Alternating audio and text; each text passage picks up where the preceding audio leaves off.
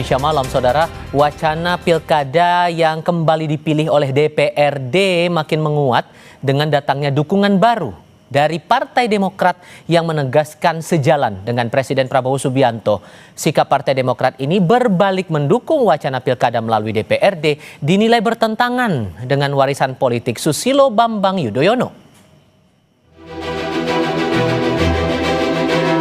Partai Demokrat yang pernah menolak keras pilkada lewat DPRD kini mulai merapat dengan mendukung wacana yang sebelumnya dilontarkan oleh Ketua Umum Partai Golkar Bahlil Lahadalia.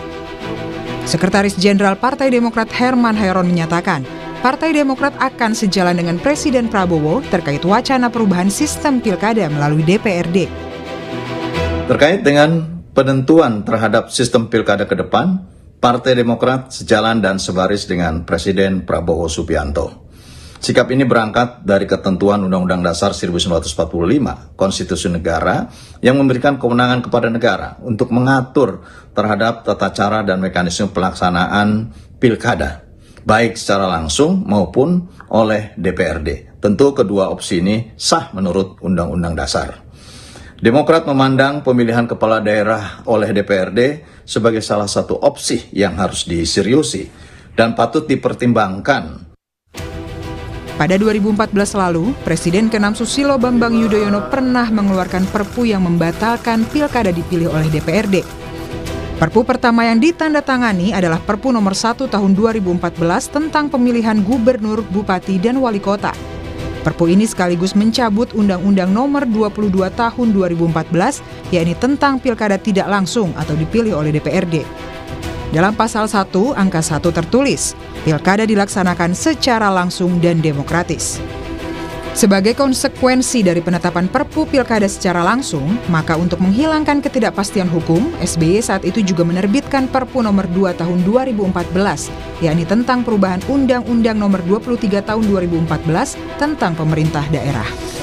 Perpu ini intinya berisi dua hal, yaitu pertama, menghapus tugas dan wewenang DPRD Provinsi untuk mengusulkan pengangkatan dan pemberhentian gubernur dan wakil gubernur. Yang kedua adalah menghapus tugas dan wewenang DPRD Kabupaten Kota, mengangkat atau menghentikan bupati dan wakil bupati. Pernyataan dukungan terhadap usulan pilkada lewat DPRD juga disampaikan Ketua DPP Partai Gerindra Prasetyo Hadi. Gerindra menilai pilkada langsung masih perlu perbaikan karena ongkos politik yang mahal, baik dari sisi calon maupun dari sisi pemerintah sebagai penyelenggara. Di wali kota maupun gubernur itu ongkosnya sangat besar. Belum dari sisi negara ya, dari sisi negara dalam hal ini mengenai pembiayaan. Nah, inilah yang kemudian kalau kajian di kami internal Partai Gerindra, kami memang terus terang salah satu yang mengusulkan atau berpendapat bahwa kita berkehendak untuk mengembalikan sistem pemilihan kepala daerah itu melalui mekanisme di DPRD. Dengan konfigurasi mayoritas partai di parlemen, arah perubahan undang-undang praktis berada di tangan elit partai. Pilkada langsung memungkinkan masyarakat memilih kepala daerah yang memiliki kedekatan dengan kebutuhan rakyat.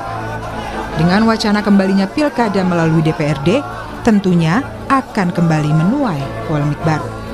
Tim Liputan, Kompas TV. Lalu, apakah perubahan haluan terkait pilkada lewat DPRD yang dilakukan Demokrat ini akan meyakinkan partai lain untuk sama-sama mendukung wacana pilkada tidak langsung? Kami akan diskusikan ini bersama dengan para narasumber. Bergabung saat ini Syarif Hasan, anggota Majelis Tinggi Partai Demokrat, dan Yunarto Wijaya, Direktur Eksekutif Carta Politika. Selamat malam semuanya dengan Tifal di sini. Selamat malam Mas Tifal, Pak Terima kasih sudah bergabung bersama kami dalam diskusi malam hari ini. Pilkada langsung ini kan bisa dibilang sebagai legasinya Pak SBY saat menjadi presiden, Pak Syarif. Cuman sekarang Partai Demokrat berubah haluan mendukung pilkada tidak langsung, pilkada lewat DPRD. Sebetulnya di alam pikirannya teman-teman Demokrat ini, realita apa yang menghantam sehingga rasa-rasanya pilkada langsung udah nggak relevan lagi sekarang dan akhirnya pilkada tidak langsung saja? Mas Tufal, jadi sejak keluar Perpu tahun 2014 yang menganulir tentang pemilihan secara tidak langsung gubernur dan bupati.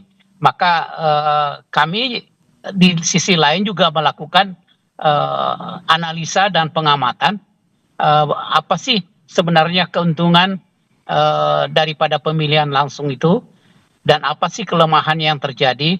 Nah, kalau keunggulannya memang kita sudah tahu bersama, yaitu kita menegakkan demokrasi yang merupakan hak rakyat yang harus kita junjung tinggi, dan itu saya pikir salah satu terobosan di negara kita. Nah, tetapi dampak daripada yang terjadi adalah terjadinya kualitas daripada demokrasi itu sendiri.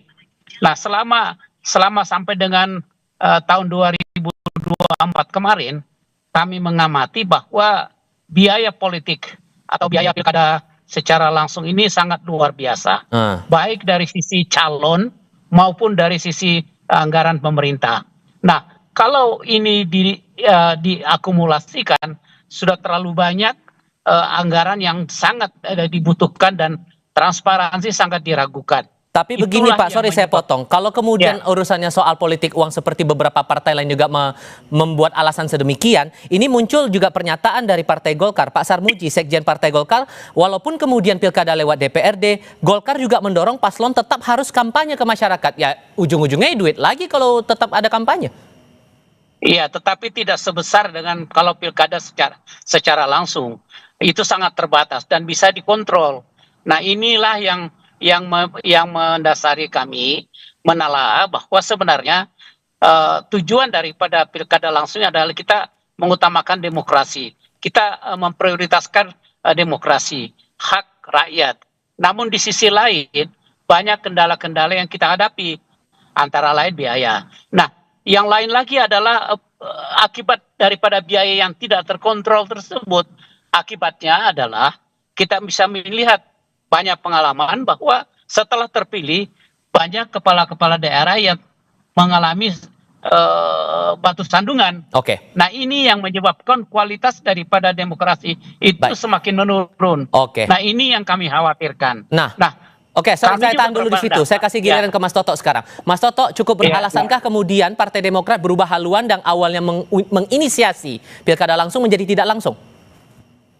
Sejarahnya Pak Syarif ini sangat tahu ya. Saya ingat sekali Pak Syarif itu saat itu adalah ketua harian.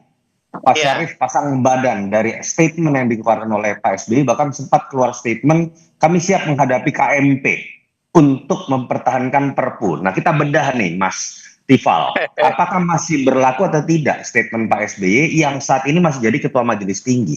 Pak SBY saat itu pasang badan untuk demokrasi, untuk pilkada langsung. Karena alasan yang menurut saya sampai sekarang masih bisa berlaku. Pertama, Pak SBY mengatakan kita ingin mempertahankan demokrasi karena ada keterwakilan dan hubungan dengan masyarakat langsung. Yang kedua, Pak SBY mengkaitkan dengan yang namanya ini linier dengan pilihan kita terhadap sistem presidensial. Ketika kepala pemerintahan atau presiden dipilih langsung, ya sudah pasti kepala daerahnya dipilih langsung. Saya tidak melihat itu berubah saat ini. Kecuali jangan-jangan partai-partai ini kemudian ingin mengubah sistem pemilu presiden untuk kemudian dipilih juga oleh parlemen. Saya hanya menyitir apa yang diungkapkan oleh Pak SBY.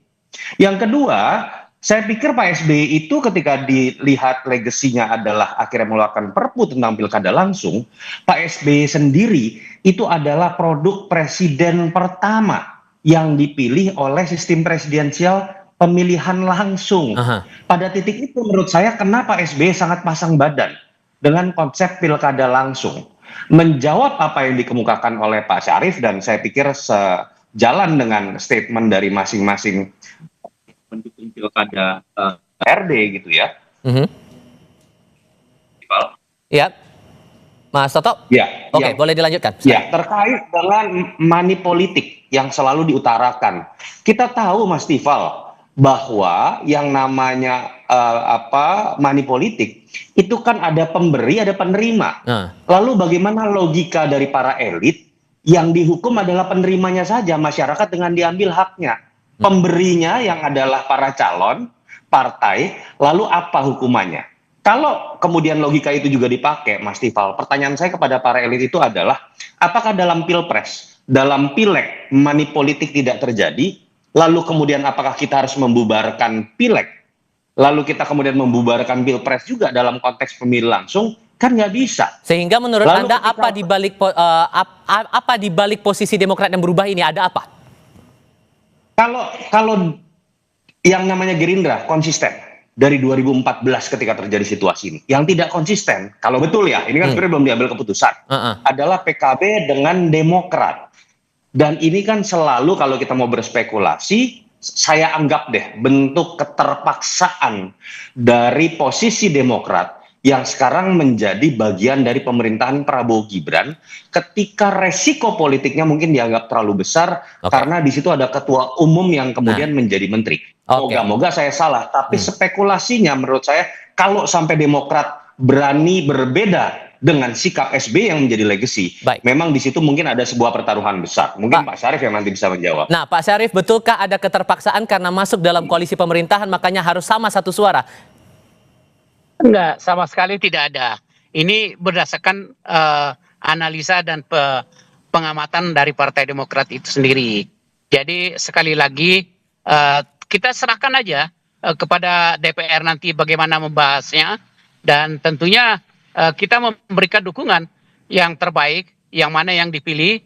Tetapi satu hal lagi yang perlu kami ingatkan, bahwa perlu ada literasi kepada masyarakat, ya, bahwa alternatif yang dipilih nanti itu seperti apa. Nah, biarkanlah kita lihat respon masyarakat nanti bagaimana. Tetapi sekali lagi kita tetap committed untuk menegakkan demokrasi, hak rakyat tetap kita berikan. Tetapi yang kedua adalah kualitas daripada demokrasi itu sendiri harus menjadi prioritas. Nah, efisiensi dalam hal ini juga sangat perlu untuk dilakukan, mengingat keterbatasan pemerintah juga sangat terbatas untuk mendukung pilkada secara langsung. Apalagi calon-calon yang maju itu juga transparansi di dalam melakukan kampanye kepada masyarakat ini agak sulit untuk dikontrol. Saya mau tahu juga begini, Pak Syarif. Kalau ada dorongan seperti ini, sudah ada perubahan sikap dari Partai Demokrat, sesungguhnya Pak SBY kah yang mendorong ini, atau siapa yang mendorong di internal Demokrat agar pilkada ini jadi tidak langsung? Kita jawab sebentar lagi, jangan kemana-mana.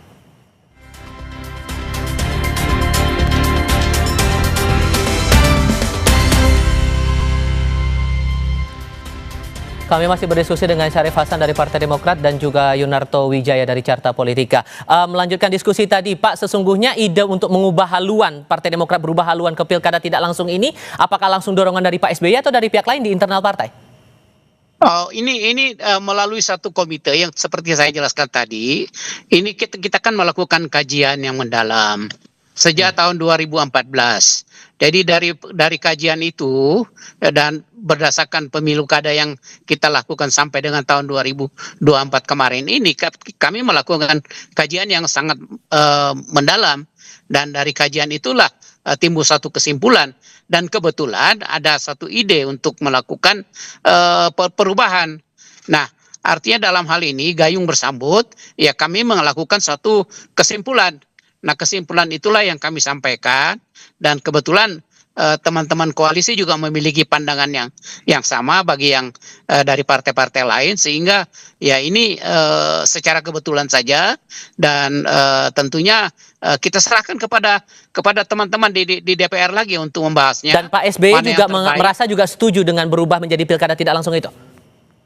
Ini domainnya dari pengurus harian, ya kan? Kalau majelis tinggi itu kan domainnya tentang 5 hal, yaitu menyangkut masalah pemilihan presiden dan wakil presiden, kemudian anggota DPR, pimpinan MPR dan pimpinan DPR, dan selain daripada itu ya semuanya diserahkan kepada DPP. Nah, sekali lagi ini adalah suatu keputusan partai yang tadi sudah dijelaskan oleh Pak Sekjen, dan tentu ini adalah merupakan salah satu juga langkah kami adalah kami menyerahkan sepenuhnya kepada masyarakat. Oke, cuman begini Pak, kalau ngomong-ngomong soal masyarakat, ini ada 2 lembaga survei yang sudah mengeluarkan rilis datanya, respon masyarakat atas rencana pilkada tidak langsung itu. Di Litbang Kompas dalam rentang 83,5 sampai 85,1% berharap pilkada tetap berlangsung dengan sistem dipilih langsung oleh rakyat. Dari survei LSI dan IJA, 66,1% merasa tidak setuju kalau itu berubah jadi pemilihan lewat DPRD. Tidakkah itu dicermati juga oleh Demokrat? Ya begini, tentu harus ada literasi yang komprehensif dari teman-teman di DPR, bagaimana untuk meyakinkan pada masyarakat. Nah, kita harapkan mungkin dari sudut pandang anggota DPR yang nanti akan membahas undang-undang pemilu tersebut akan terungkap bahwa sebenarnya yang terbaik yang mana. Nah, kalau sekarang yang dilakukan oleh lembaga survei itu karena belum adanya literasi dari teman-teman anggota DPR. Dan saya pikir itu paling penting. Itulah yang kita akan amati. Mudah-mudahan sejalan dengan apa yang akan disampaikan yang diputuskan oleh anggota DPR yang akan datang. Oke, ya, kita tunggu Mas saja, Toto, saya pikir. Mas Toto, apa kemudian efek politik yang langsung tidak langsung akan dirasakan Partai Demokrat kalau berubah sikap seperti ini, begitu juga mengikuti partai-partai koalisi lainnya? Dulu itu ketika 2014 terjadi peristiwa walkout oleh fraksi Partai Demokrat, itu sempat Pak SBY itu kemudian sampai dituduh macam-macam oleh sekian banyak pihak, dianggap Bapak pilkada tidak langsung dan lain-lain, dan Pak SBY langsung merespon dengan Perpu. Itu sebuah keberanian berpolitik yang menjadi legacy di akhir pemerintahannya. Dan Pak SBY sebagai seorang yang sangat intelek membeberkan penjelasannya lewat tweet, lewat konferensi pers secara lisan yang tadi saya sudah jelaskan itu masih berlaku. Saya berharap Mas Tifal ya, bahwa ini sikap dari teman-teman fraksi jangan-jangan belum sowan nih ke Pak SBY. Nah, kalau udah sowan jangan-jangan berubah lagi. Seperti terjadi pada 2014, ada perbedaan antara sikap walkout dari Demokrat dengan sikap yang kemudian diambil oleh Pak SBY yang akhirnya mengeluarkan Perpu dan membatalkan situasi itu. Dan saya pikir kalau kita bicara mengenai survei, menarik memang Mas Tifal ya. Ada tuduhan bahwa ketika ada survei keluar rakyat setuju dengan pilkada langsung, lembaga survei tentu saja setuju dengan pilkada langsung, nanti kerjanya hilang. Saya mendorong misalnya pemerintah membuat survei melalui lembaga yang dipimpin oleh misalnya oleh Muhammad Kodari, sehingga tidak dituduh punya kepentingan. Ini maksudnya apa nih? Silakan. Lo enggak, supaya kemudian kita bisa melihat secara objektif bahwa dari semua pihak risetnya apakah menyertakan hasil yang sama atau tidak. Karena kalau yang kemudian membuat survei adalah yang mengkritik, dianggap punya kepentingan. Saya ingin menjawab juga mengenai tadi pembiayaan. Money politik saya sudah jelaskan. Apakah kemudian disebabkan oleh penerima atau pemberi juga yang seharusnya dihukum. Tentang kos politik, ada yang mengatakan uangnya dibanding kita pilkada, misalnya 28 triliun plus 800 miliar dari APBD, lebih baik kemudian dipakai buat program-program yang lain. Kalau logikanya seperti ini Mas Tifal, yang namanya pilpres langsung itu biaya 74 triliun. Baik. Apakah karena alasan itu kita akan bubarkan juga? Jadi dari situ kita bisa melihatlah tidak ada alasan baru dan ketergesa-gesaan dan kebutuhan selain ini adalah sebuah pandangan yang menurut saya memang hitung-hitungannya adalah untuk kepentingan bagaimana pilkada ini akan dibuat menjadi arisan daulat rakyat yang akan diambil oleh daulat elit. Dengan mudah mereka akan kemudian bisa memilih siapa yang diinginkan, dan tidak pernah ada partai yang berbicara mengenai kos politik dalam konteks biaya mahar yang jumlahnya itu luar biasa. Karena kita tahu itu bukan dinikmati oleh masyarakat tapi dinikmati oleh partai-partai kalau benar terjadi. Pak Syarif, terakhir untuk Anda, karena yang sampai sekarang menyatakan menolak baru PDI Perjuangan. Apakah kemudian dari Partai Demokrat juga berupaya untuk lobby-lobby atau mungkin akan merangkul Partai Demokrasi Indonesia Perjuangan untuk ikut mendukung pilkada tidak langsung ini? Saya pikir masing-masing partai itu kan punya kebijakan sendiri-sendiri, dan itu sangat tidak etis rasanya kalau Partai Demokrat akan melakukan lobby untuk itu. Tetapi komunikasi itu memang perlu, tetapi sekali lagi kita menghargai independensi masing-masing partai. Saya pikir mudah-mudahan dengan demikian mana yang terbaik nanti ya kita tunggu saja. Mudah-mudahan literasi yang dilakukan oleh teman-teman DPR itu bisa sangat memberikan pencerahan yang baik dan luas kepada masyarakat. Saya pikir itu. Oke, terakhir Mas Toto, kemungkinan itu ada atau tidak kalau PDIP juga ikut berubah pikiran? Menurut saya PDI Perjuangan ada dalam posisi lebih tidak punya beban. Nggak ada kadernya yang jadi menteri. Apalagi ketua umumnya yang jadi menteri. Meskipun Jadi sendirian di menurut luar saya pemerintahan? Ya, ini bukan masalah menang atau kalah, tetapi kemudian pengambilan sikap yang akan dilihat dalam sejarah. Dan kita tahu upaya-upaya seperti ini sudah sering terjadi. Kekuatan demokrasi itu bukan ditentukan oleh matematika politik dalam DPR saja. Baik. Masyarakat dalam demonstrasi di lapangan pernah menggagalkan upaya untuk mengintervensi keputusan MK terkait dengan usia dan kemudian threshold dalam penentuan pilkada. Baik. Semoga itu tidak terjadi lagi, tetapi kita tahu ketika ada persekongkolan dalam pengambilan keputusan yang sifatnya sepihak, mau tidak mau masyarakat dan semua elemen di luar trias politika mungkin akan turun. Oke, baik. Mas Toto, Pak Syarif, terima kasih banyak sudah mau bergabung dalam diskusi kami kali ini. Sehat selalu semuanya Pak Syarif, hati-hati di jalan ya. Selamat malam. Terima kasih.